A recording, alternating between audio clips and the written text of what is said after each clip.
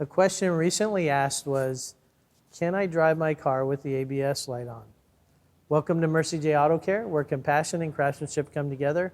I'm Rick Smith, Master Certified Technician.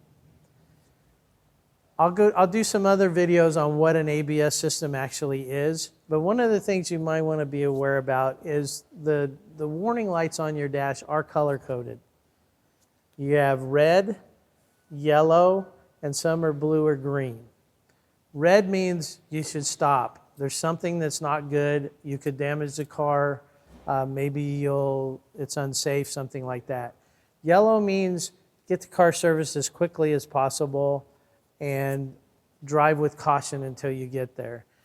Green or blue usually means something's not quite warmed up or whatever, so just drive easy until that goes away and then you're good to go, but they don't mean there's any problem.